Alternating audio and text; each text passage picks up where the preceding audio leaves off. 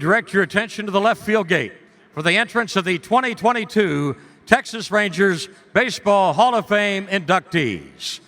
First, in his 44th year in professional baseball, the Executive Vice President of Public Affairs for the Texas Rangers, John Blake. All-Star. He is one of just 2 second basemen in Major League history, with 30 home runs and 30 stolen bases, each in multiple seasons. One of the greatest leadoff hitters in Texas Rangers history, Ian Kinsler. He's for tonight's Texas Rangers Hall of Fame induction. He's in his...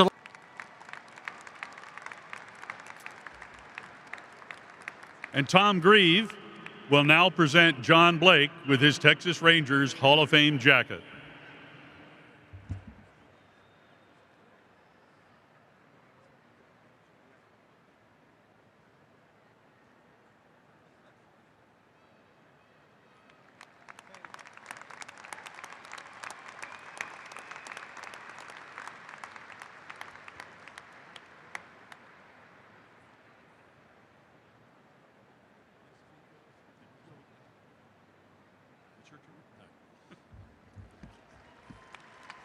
Thank you.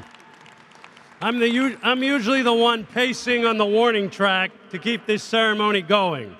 So I'll try not to make the great Chuck Morgan pace up in his PA booth. Thank you to Tom Grieve for those very kind words.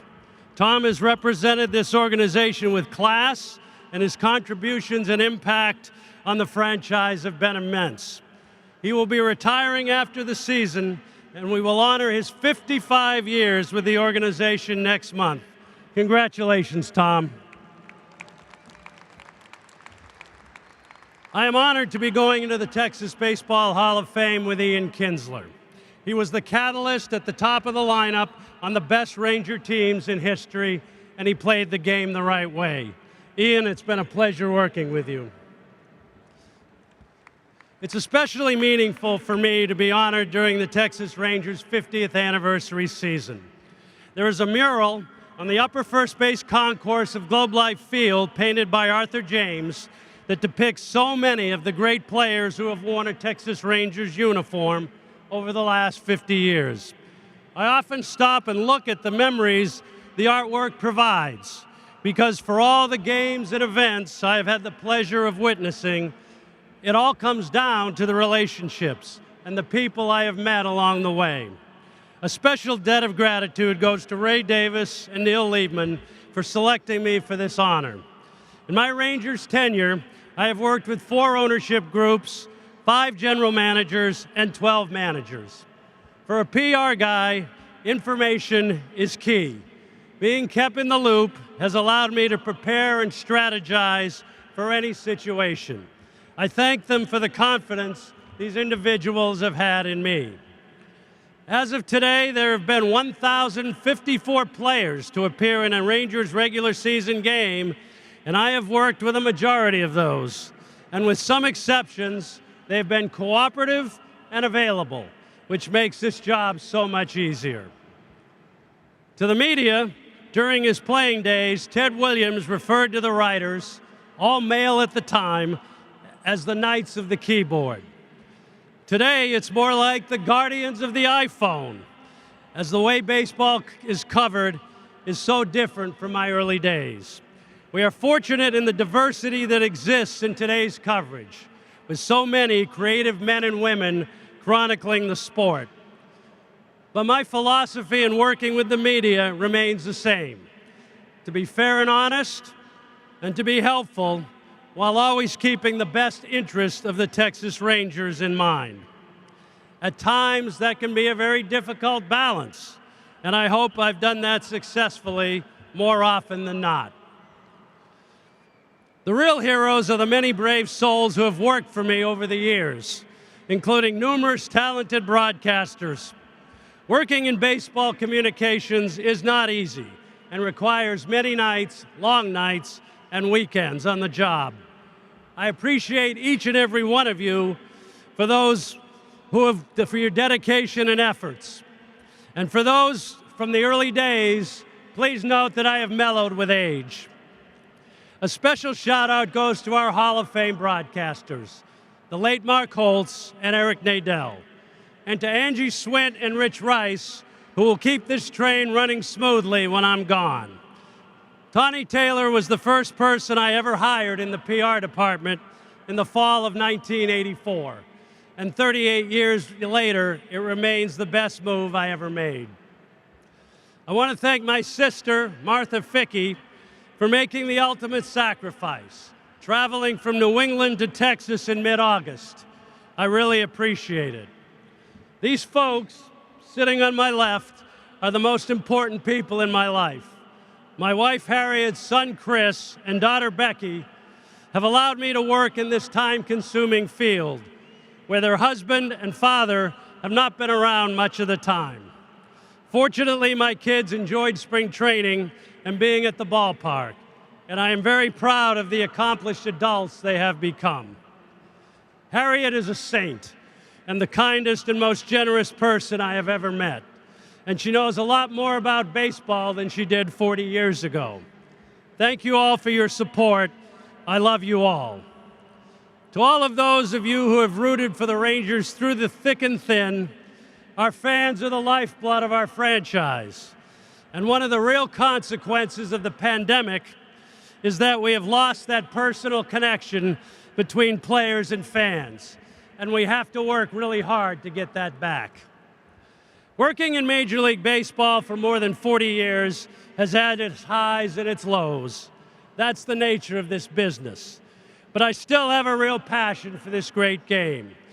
On a given night, you never know what you're going to witness. A no-hitter or a perfect game. A player hitting 4 home runs, or in Adrian's case, hitting for 3 cycles, or a 6-for-6 cycle as Ian did. Or a spectacular defensive play to save a game. The love of baseball and the relationships it has afforded is what keeps me going after all these years. Thank you so very much, and enjoy tonight's game. All right, let's bring back Michael Young, who will present Ian Kinsler with his 2022 Texas Rangers Hall of Fame jacket.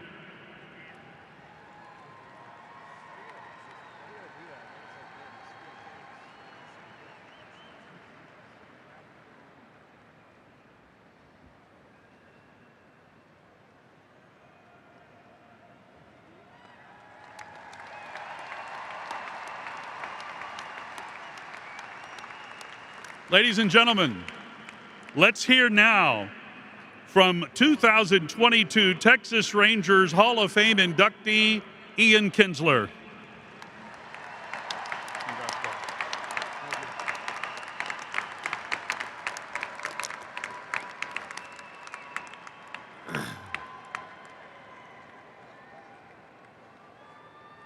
So funny, Mike. So first I want to give a congratulations to John Blake for being enshrined in the Texas Rangers Hall of Fame. It's an honor to share this day with you, and thank you for the kind words. And Michael Young, it's really hard to describe our relationship and what he's meant to me in my career in this game. We all know why he's the captain. He walks up here with the cell phone like it's no big deal. He's got the whole speech planned out. It sounds perfect. I got these ragged-looking notes. But Michael, thank you very much. I've looked up to you my whole career. Still do. I know my son looks up to you. And it was definitely an honor to have you induct me into the Hall of Fame. Thank you. So I was thinking about this speech, and a flood of memories came back. My time in Texas was incredible. The 8 years that I spent here in front of you guys was a roller coaster at times, but there were a lot more highs than there were lows. And it was really hard for me to put it on paper and kind of describe what, I was thinking or what it meant to me. And really what I came to was 3 words. One word was lucky, another word was grit, and the third word was magic. First, I felt so lucky to be born in Tucson, Arizona. a place where the sun shined 365 days a year, which allowed for baseball to be played and practiced pretty much every day. It was something that I loved, and that's what I did. That's what I did as a child. Also, growing up, I played amongst other great baseball players, 4 of which ended up playing in the big leagues also, and I think being around those players, we all kind of pushed each other, drove each other, and I think that's one of the main reasons why I became the player I was, is being around those guys in Tucson.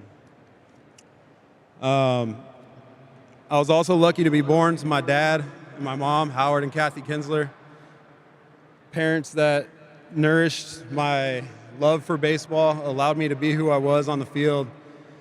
They were really the best parents a kid could ask for. Thanks, Mom and Dad.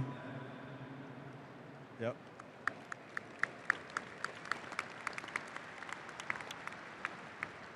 Also in Tucson is where I was lucky enough to meet my beautiful wife, Tess. Without her incredible commitment to me and our family, I truly believe I wouldn't have been the player I was. She was the head of both our families, mine and hers.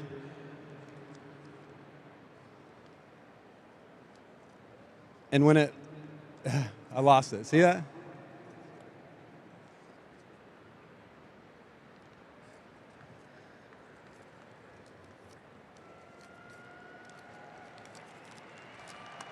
Where'd it go? I love you. No, really, she was so instrumental in my performance on the field. She took so many things, so many the weight on her shoulders of the travel logistics, dealing with both our families, moving from city to city, taking care of my 2 beautiful children on a daily basis, and it allowed me and it gave me an opportunity to focus completely on baseball. The second word was grit. I took pride in being the leadoff hitter and the catalyst for this team, and I tried to play with a contagious energy and grit. My favorite thing to hear from someone, or an ex-teammate, or somebody that I was playing with at the time was, "I hated playing against you, but I loved you as a teammate." I thought that embodied the word grit. Last word that I thought about was magic. The magic that the best teams in Texas Rangers history and the fans created in this Metroplex at the time of our World Series teams was amazing. There was so much energy in the city. There was a buzz, really. There was Texas Rangers flags on all cars. There was Texas Rangers flags in the front yards. This place was electric, or the old ballpark was electric, and we really created that, the team and the fans together. It was exceptional, and I want to thank all of you for that energy to allow us to perform at our highest level.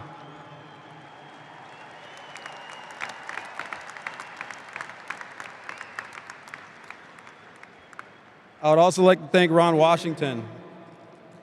He was the perfect man to lead the group of players that we had.